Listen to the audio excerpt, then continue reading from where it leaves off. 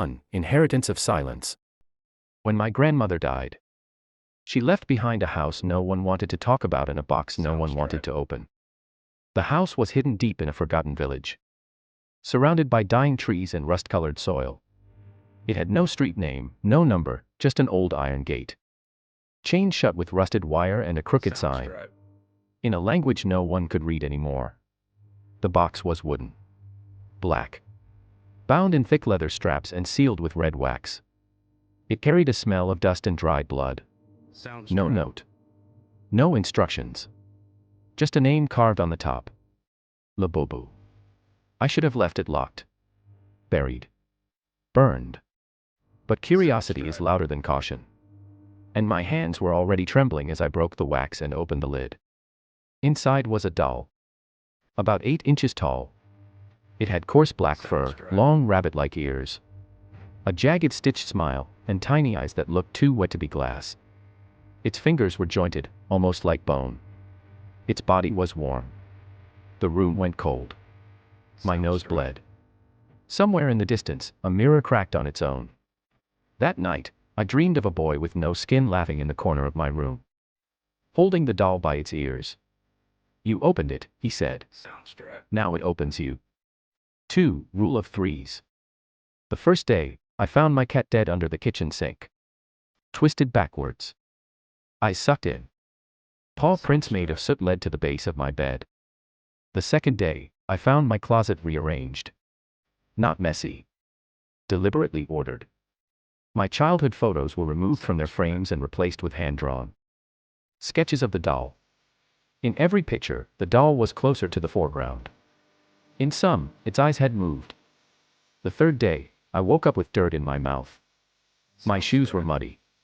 My feet blistered. I hadn't left the house, but the garden had fresh footprints. Tiny, clawed, childlike. 3. The origin no one claims. I asked my mother about Labubu. Her face changed like someone punched her soul. "That name is not for speaking," she said. "It is older than sin." She wouldn't say more. But that night, she lit black candles around her house and placed salt at every window. When I asked why, she only whispered, "If it's awake, the mirrors will bleed first." 2 hours later, the bathroom mirror exploded. 4. The sleep that isn't sleep. Labubu never moves when watched, never speaks when heard, but it knows. It sits on my desk, always facing the window. Even when I turn it away, it finds its way back. Once, I placed it in a locked drawer, taped shut, sealed with holy water. I left the house. When I returned, the doll was on my bed. It had left a note in my handwriting. "Stop hiding. I see where you dream." That night, I couldn't move. Sleep paralysis gripped me. I saw a hand made of fur and bone crawl from under my pillow. It touched my face. It whispered, "Don't scream. You'll wake up the others." In the corner of the room, Labubu rocked silently in a chair that wasn't there before. 5. Manifestation. Week 2. Things began to vanish. Time stretched. The clock stopped at 3:33 every night. I saw faces in reflections that weren't mine. The doll began humming a lullaby I remembered from childhood, one my grandmother sang. "Hush now, stay in bed. Labubu feeds when dreams are red." The walls bled. Real blood. I followed the trails to the basement door. A door I had never opened. On the wood, scratched in fingernails, was a warning. Below, the real Labubu wakes. 6. The basement. The key was inside the doll. Literally. I found it buried in stuffing. When I threw it against the wall in frustration and its seam burst open. The basement was more of a tunnel, earth and stone. Ancient carvings, animal bones. At the very bottom was a chamber lined with mirrors. And in the center, a circle made of dolls just like Labubu. Only these had their mouths sewn shut, their eyes gouged out. Some still moved. In the mirror, my reflection smiled. But I wasn't.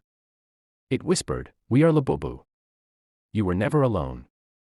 7. Possession is 9/10. I tried to burn it. Holy fire. Salt, oil, prayer. The doll didn't scream. The house did. Walls cracked. Air howled. My body lifted from the floor. When I awoke, hours had passed. My wrists were slit in the shape of eyes. The doll was gone. I found it in the attic, sitting in my grandmother's rocking chair, holding a photo of me as a baby. Behind me in the photo was a shadow with ears. I had never noticed it before. 8. Closing statement. Labubu is not a doll. Not a toy. Not an object. It is a seed. It burrows. It remembers. It consumes. Each generation, it waits until someone curious opens the box. Until someone disobeys the silence. Now it lives in me. And soon, it will be hungry again. You can stop reading. You can pretend this is fiction. But if you ever find a box sealed in red wax, with a name carved on top, don't open it. Don't even touch it. Because the moment you see it, Labubu is not a toy. It is a vessel, an ancient object created to contain a malevolent jinn, bound through forbidden ritual magic. Hundreds of years ago, in the dense forests near the village of Rokbala, children from the village began disappearing. Their bodies were never found, only laughter was heard in the trees at night. The villagers sought help from a mystic, who determined the forest had become home to a laughing jinn, a spirit that feeds not on blood, but on joy, playfulness, and ultimately life. This jinn would lure children with games and laughter, then consume their essence, leaving no trace. Dia-lamp the binding ritual. One of the only ways to stop such a jinn was to trap it inside a handmade vessel, usually resembling a toy, an object that could mimic the innocence it fed on. A doll was created using fur from a stillborn mountain goat, teeth of a crow, eyes made from cursed amber, thread soaked in the blood of a child who had seen the jinn and survived. A sealing ritual was performed during a lunar eclipse. The jinn was invited into the doll using chants and offerings, then bound with sacred wax and iron symbols. The ritual required a sacrifice, the soul of the mystic's own daughter, who voluntarily offered herself. The doll was named Labubu, a nonsense word said to sound like the laughter the jinn made while devouring children. The doll was sealed in a locked chest, passed down generation to generation, never to be opened again. Medium skin tone older woman Dadi Amna's involvement. Isa's grandmother, Amna, was the last person to successfully rebind Labubu. Her own younger sister, Afia, went missing in 1963. At first, it was believed to be an animal attack, but Amna knew better. She found the old texts in the village library and began to investigate the legends. Eventually, she discovered the Labubu doll hidden in the attic of the family home, and recognized that it had somehow escaped its previous binding and taken Afia. Amna performed a sealing ritual herself, without help, using a modified version of the original chant. But it was incomplete, and thus, Labubu remained dormant, not destroyed. She left a written warning. Do not speak its name. Do not feed it laughter. Do not play with it. This was a desperate attempt to delay its awakening. Artist palette Isa's connection. Isa has always been sensitive to the spirit world, though unaware of it. Her paintings, disturbing, nightmarish, unexplainable, are subconscious memories passed down through blood. She is a direct descendant of the original mystic's bloodline. Her family has unknowingly served as guardians of the doll for centuries. But now, with her grandmother gone, the seal has weakened. When Isa opened the chest, she broke the last protective ward. Labubu was no longer sleeping, it was watching. And it remembered her blood. Puzzle piece. Puzzle piece, the true horror. Labubu does not kill instantly. It feeds on fear, slowly draining its victims through dreams and hallucinations. Shifting reality. Manipulating objects. Triggering emotional breakdown. It needs complete psychological collapse before it fully devours the soul. That is why it begins with games. With laughter. With whispers. It breaks the mind before it takes the body. Nazar amulet, can it be stopped? Yes, but barely. To stop Labubu permanently, the following must occur. The doll must be burned in a ritual circle of salt, iron, and bone ash. The blood of the current guardian, Isa, must be spilled voluntarily. A second person must read the final incantation, without error, as the doll burns. The ritual must happen before the next full moon. Failure means the doll will transfer the jinn to the next child it sees. Reborn stronger each time. Final revelation. In the end, Labubu is not just one spirit. It is a hunger. A growing echo of all the children it has consumed. All the families it has destroyed. And all the laughter it has twisted into screams. The longer it exists, the more human it becomes, learning emotions, memories, faces. Its final goal isn't just to play anymore. It's to become real. 1. A change in the air. The next morning, Isa woke to find the front door wide open. She could have sworn she'd locked it the night before, she always did. A nervous habit developed in the city. But there it was, creaking softly in the breeze. Letting the cold morning fog drift inside like a whisper. She stepped outside barefoot. No footprints in the dirt. No sign of forced entry. No wind strong enough to push that door open. She closed it gently, locking both bolts. And turned back toward the house, only to see something that made her stop cold. Labubu was on the kitchen counter. She had left the doll on the upstairs shelf. She was sure of it. Now it sat between a jar of sugar and a chipped mug. Its head tilted ever so slightly, staring at the front door.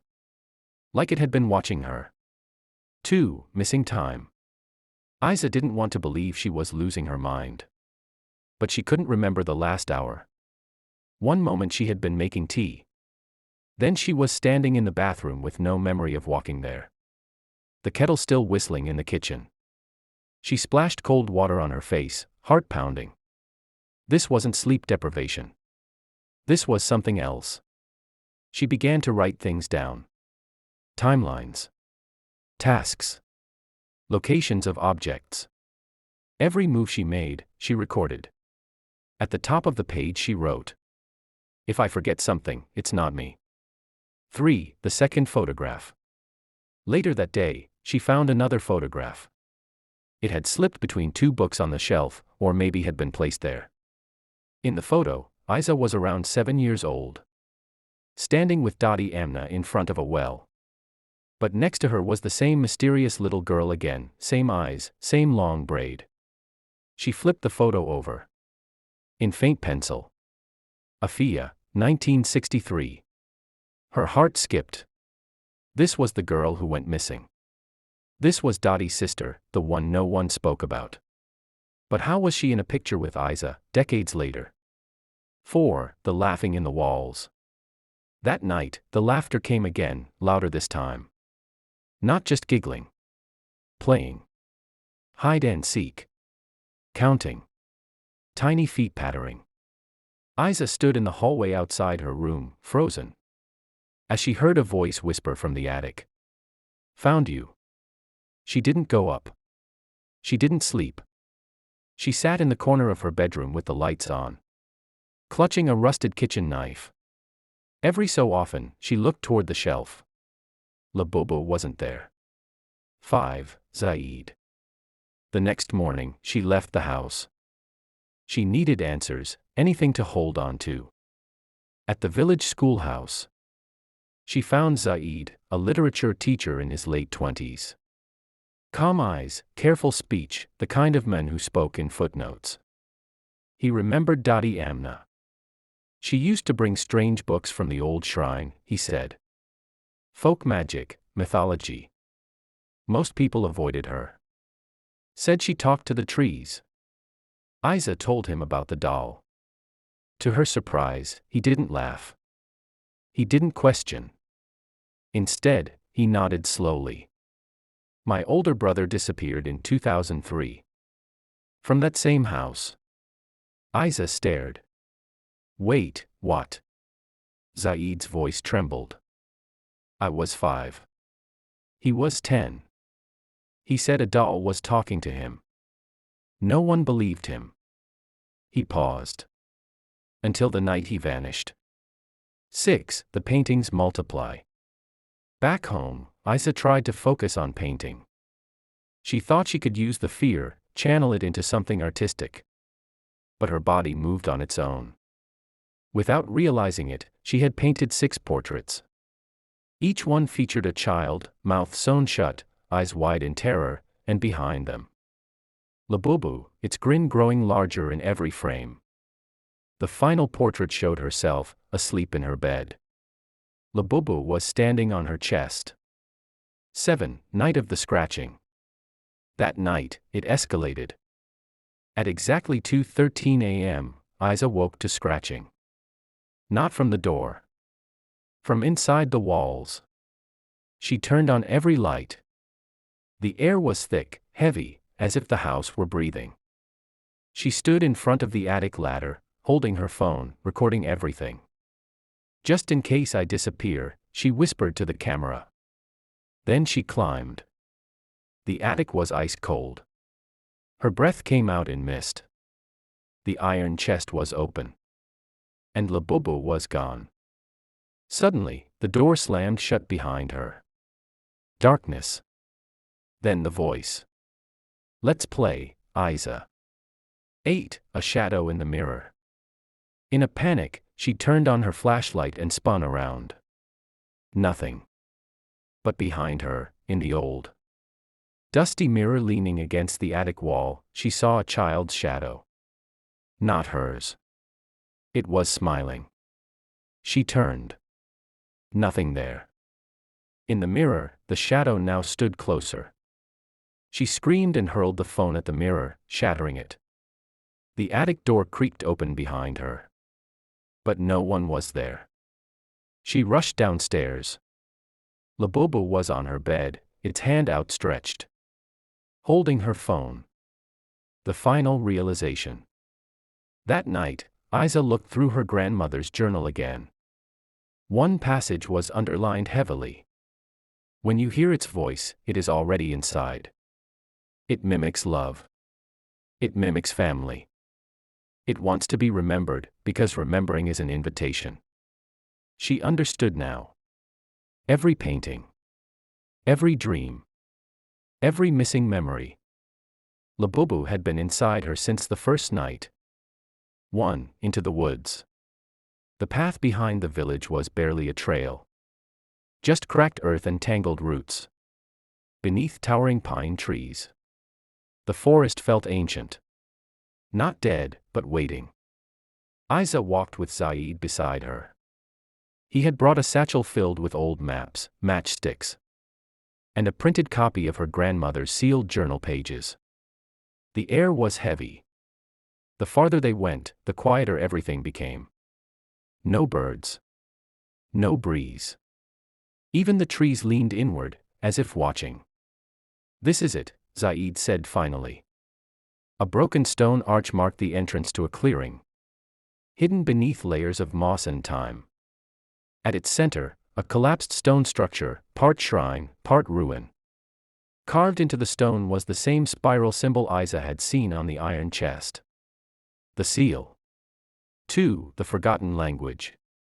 Zaid pulled out the journal. Your grandmother used a hybrid of Arabic, Persian, and some old tongue I can't place, he said, scanning the page. She wrote this under a full moon. It's a containment chant, but incomplete. Isa stepped forward, her hand brushing the stones. The air shifted. A low giggle echoed through the trees, soft, but close. They both froze. From behind one of the broken pillars, a small shadow darted between trees. Too fast. Too low to be an animal. Zaid didn't speak. He just clutched the bag tighter.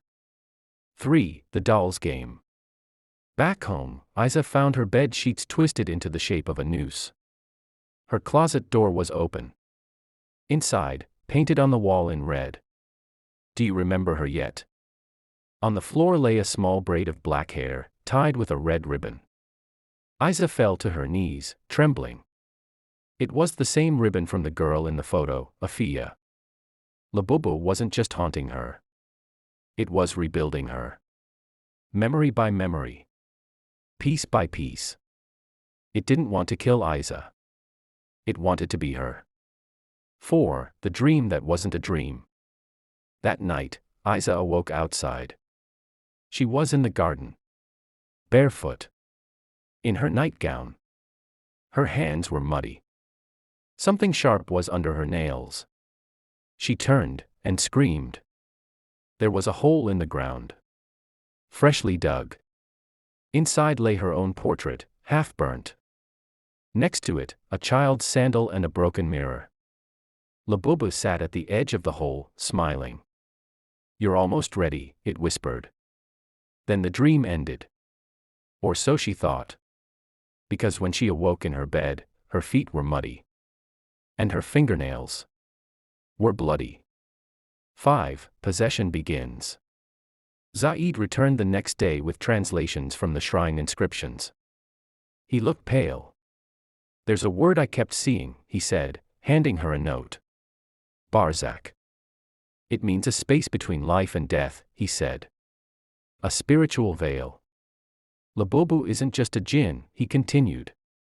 "It's a memory feeder. It erodes your sense of self, until you forget who you are, and then it replaces you." Isa backed away, her face white. Zaid met her eyes. "If we don't finish the ritual soon, you won't be you anymore." 6. The basement. Isa remembered something odd. Her grandmother had once warned her never to open the basement. But now, the door was open. It shouldn't have been. The steps were narrow and soaked in mildew.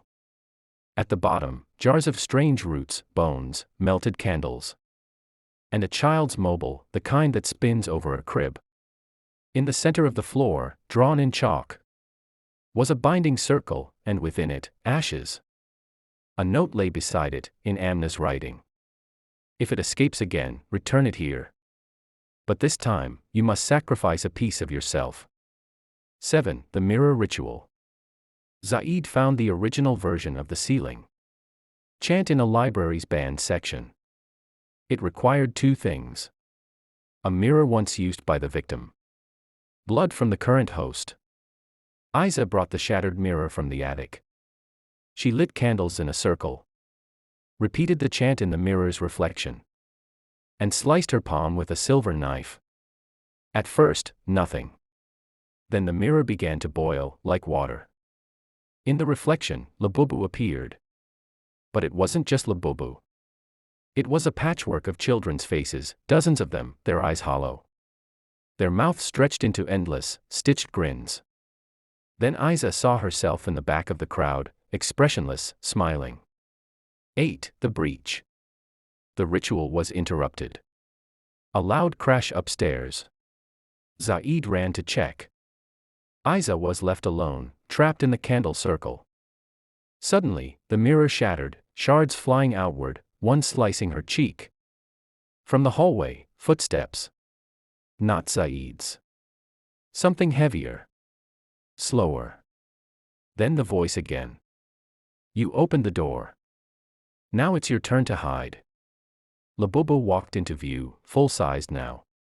Human height. Still furry. Still grinning.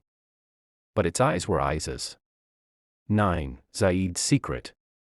Zaid returned, bleeding from his head. "I saw my brother," he said, dazed. "He's still here. In the walls." Isa stared at him, heart pounding. Labubu had shown her herself in the mirror. It had shown Zaid his brother. It wasn't trying to scare them. It was trying to bind them to it. "What if we're too late?" she asked. Zaid shook his head. "No. Not yet. We still have the ashes. We still have the circle." He looked her dead in the eyes. "But we'll need a sacrifice." 10. The choice. Back in the basement, they prepared the final ritual. Salt circle. Ashes. Candlelight. But the final step required Isa to give up a memory, one she cherished most.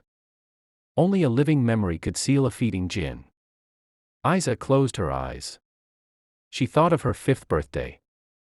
Of Dottie Amna's voice singing to her. Of the taste of honey cake. Of the warmth. Tears rolled down her cheeks. She whispered, "I give this to you. But you don't get all of me." Then she placed her blood-soaked hand in the center of the ashes. The room screamed. Not echoed, screamed. Isa collapsed to the basement floor. Blood from her palm pooling into the chalk circle.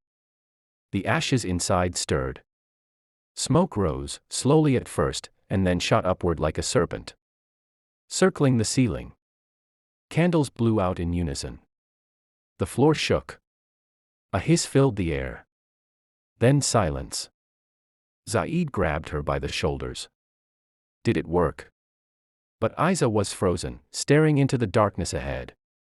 There, in the dim corner of the basement, was Labubu. Except now, it wasn't smiling. It was crying. Tears of black tar streaked down its matted fur. Its voice came in a rasp. "I never wanted to be a monster." And then, it vanished. 2. The Forgotten Sister. Isa awoke hours later on the living room floor, blankets thrown over her. Zaid was asleep nearby, an empty lantern at his side. She sat up, then screamed. The portrait wall was covered in new paintings, all of Afia. The same girl from the photographs. Her grandmother's sister. But in these images, Afia had Labubu's smile. And her eyes were bleeding. Isa flipped through her grandmother's journal once again, heart pounding. There, tucked inside a folded envelope, was an old letter. It was addressed to Isa's mother. "The curse runs in the women. It took Afia. Then it came for me. You must never bring a daughter back to this house after I die. If you do, it will try again. It feeds on forgotten girls." 3. Zaid's revelation. Zaid had a secret. He finally confessed, he'd seen Labubu before. Not just in dreams. Not just through his brother. "I saw it in the old well," he said, shaking. "When I was 10. It looked like me." Isa stared at him. "You're marked," she said quietly. He nodded. "We both are." He rolled up his sleeve. There, burned faintly into his forearm, was the same spiral symbol as on the shrine. "It doesn't just follow bloodlines," he said. "It follows trauma. Abandonment. Children who were forgotten." 4. The possession deepens. Isa began losing time again. She would blink and find herself in different clothes. Once, she woke up in the middle of the village. Barefoot, carrying a rusty child's tricycle. Another time, she found her own name scratched into her arm, not cut, but traced. Like a child writing on paper. Zaid kept a watch on her. One night, he caught her trying to burn her grandmother's journal. When he stopped her, she screamed, "You're not my brother. Give him back." Her voice wasn't hers. Her eyes were completely black. 5. The house remembers. Rooms started changing. Doors appeared where none had existed. The hallway outside the guest room looped endlessly. No matter how far she walked, she ended up back at the same cracked mirror. Drawers refilled with old toys she never owned. And in every mirror, every puddle, every reflective surface, Labubu. Sometimes standing beside her. Sometimes behind her. Sometimes wearing her face. Zaid and Isa returned to the shrine. This time, they dug under the altar. Beneath the earth, wrapped in old cloth, was a box of children's teeth. Dozens. Each one carved with a symbol. And beneath that, a baby's bonnet, stained with blood. Zaid gasped. "This isn't just a jinn," he whispered. "It's a ritual construct. Created by grief. Powered by memory. Someone made it." Isa held up the bonnet. On the inside, faint embroidery. Afia. 7. The full truth. In the hidden pages of her grandmother's journal, Isa found the truth. Her great-grandmother had been a practitioner of forbidden folk magic. After losing Afia to an unexplained illness, she performed an ancient memory-binding spell meant to preserve Afia's soul. But it backfired. Instead of preserving Afia's spirit, it fragmented her, turning her into something half-living, half-remembered. Something that could only exist when it was thought about. Labubu, Amna wrote, is not a name. It's a chant. A container. Afia is still inside. But she's been eaten alive. 8. The first attack. That night, it happened. While Isa slept, Zaid heard footsteps. He followed them into the attic. There, in the moonlight, stood Isa, or something wearing her skin. Her eyes were glowing. Her hands were clawed. Her mouth was stretched inhumanly wide. She turned to him and whispered, "She doesn't need this body anymore." Then she lunged.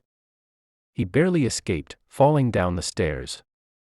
Isa awoke at the foot of the attic ladder, her clothes torn, her nails broken. She had no memory of the night. But Zaid had a deep scratch across his chest. 9. The choice. They were out of time. Zaid insisted on burning the house. But Isa refused. "There's still a piece of her inside," she said. "Afia. If I leave, she's lost forever."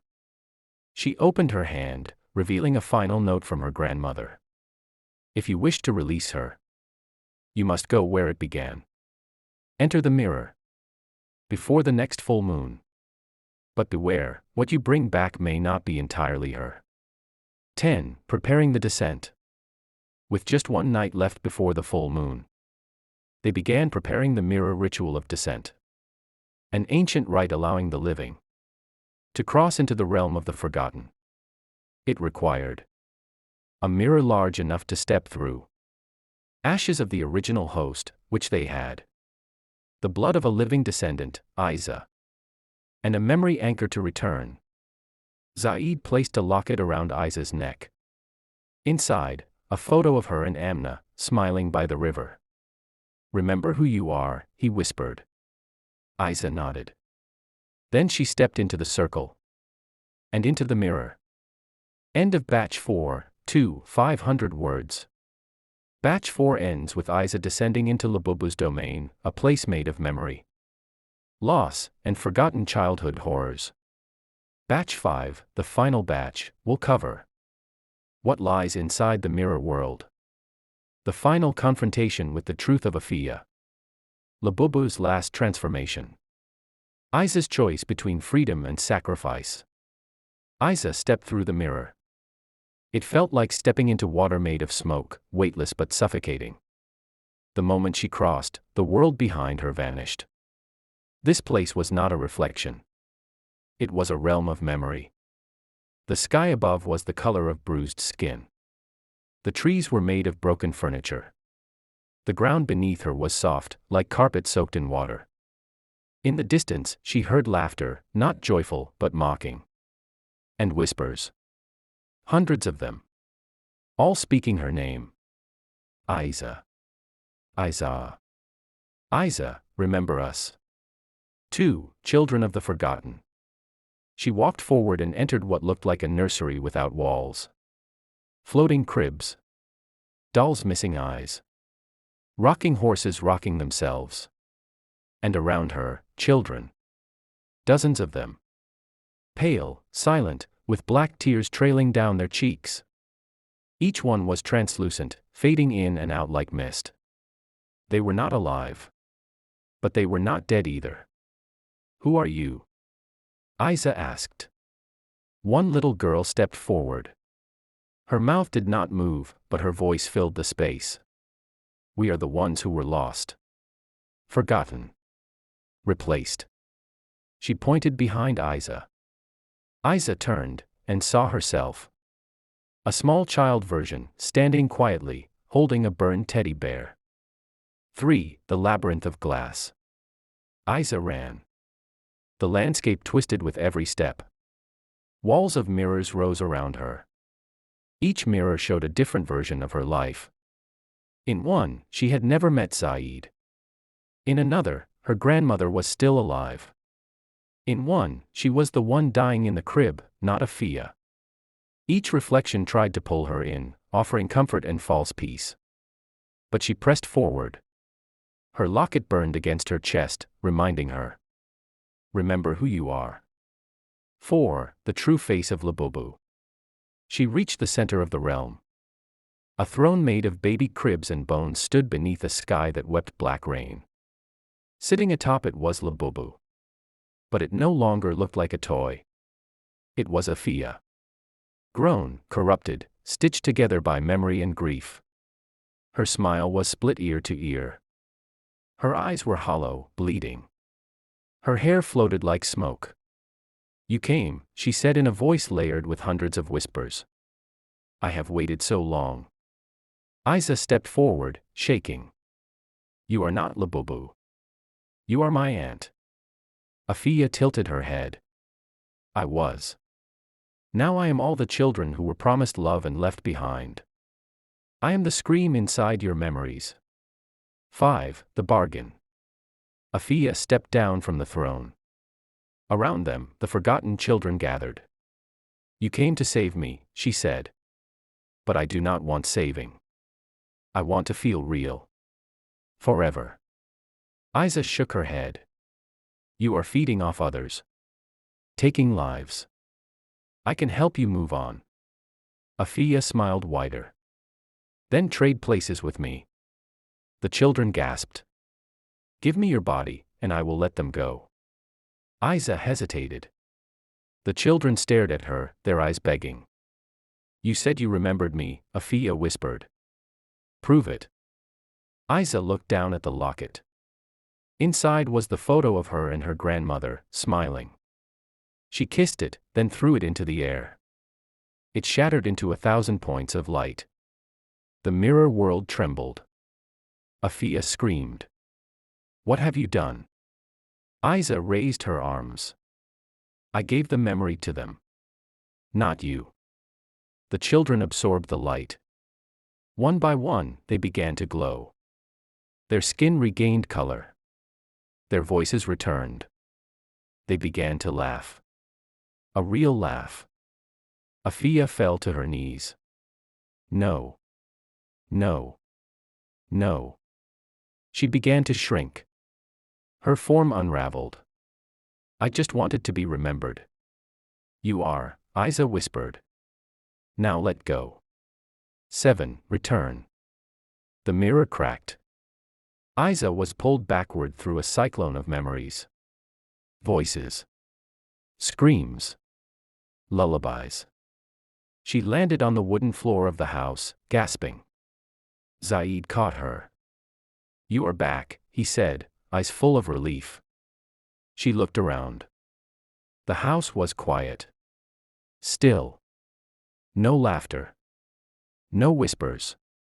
The mirror was gone. The attic empty. The spiral seal had burned into the floorboards one final time. 8. 1 year later. Isa had moved away from the village. She now ran a small clinic for children with trauma and memory loss. Zaid visited often. They rarely spoke of what happened. But every year, on the full moon, she lit a candle by the window. Not for Labubu. But for Afia. 9. Final scene. One night, a child was brought into the clinic. She had been found wandering in the woods. Silent. Dirty. Holding something. Isa knelt beside her. What is your name? She asked gently. The girl looked up. Her eyes were strange. Familiar. She held up a doll. It had sharp teeth. Glass eyes. And it was smiling. Her name is Labubu, the girl said. She says she remembers you. The dark ending of the Labubu doll craze. The Labubu doll began as a cute, mischievous character from artist Kazing Lung. Mass-produced by Pop Mart and embraced globally. But what started as a joyful collectible soon descended into fear. controversy, and regret. The end of the Labubu trend revealed disturbing truths about consumer culture, spiritual panic, and psychological manipulation. 1. From joy to obsession. As the trend peaked, collectors worldwide fell into compulsive buying behaviors. Labubu wasn't just a toy, it was an emotional escape and social identity marker. Blind box marketing created addiction-like behavior, with people chasing rare versions and spending hundreds, even thousands. What began with excitement ended in exhaustion. Emotional collapse followed. Collectors reported feelings of emptiness, guilt, and financial regret. Many described their rooms as shrines, now filled with meaningless plastic. 2. Demonic panic and spiritual alarm. Labubu's design, a wide grin, staring eyes, and jagged teeth, sparked viral claims it resembled Pazuzu, a demon from The Exorcist. TikTok users began posting about creepy experiences, dolls moving on their own, nightmares, pets reacting in fear. Religious figures and cultural critics fueled the panic.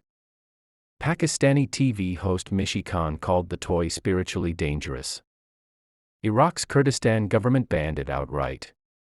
Russia discussed similar moves, although no real evidence of supernatural activity was found. The psychological impact was real. Fear spread quickly, transforming Labubu into a symbol of dark energy for many. 4. Cultural collapse and public backlash. The backlash wasn't only spiritual, it was cultural. Critics asked, why were people obsessed with something so eerie, even grotesque? Was this harmless fun or a deeper reflection of spiritual and social emptiness? Pop Mart remained silent on spiritual rumors, but some countries stepped in. Iraqi officials cited psychological harm to children. Schools began banning the dolls from classrooms. Parents warned each other online. Labubu's face, once playful, was now seen as sinister. 5. The consumer mirror, what Labubu really represents. The fall of Labubu wasn't caused by demons, it was caused by us. It exposed how marketing manipulates emotions, how people seek comfort in possessions, how social media amplifies obsession, and how fear spreads faster than joy. Labubu was never truly evil, but it became a vessel for modern fears, of being tricked, of being alone, of being consumed by the very culture we helped create. 6. Final thoughts. The Labubu doll's story ends not with a bang, but a warning. It is a cautionary tale about letting trends define identity, mistaking consumerism for happiness, how quickly fun becomes fear. In the end, Labubu was just a toy, but what we saw in it was real. And what it reflected back wasn't monstrous, it was human.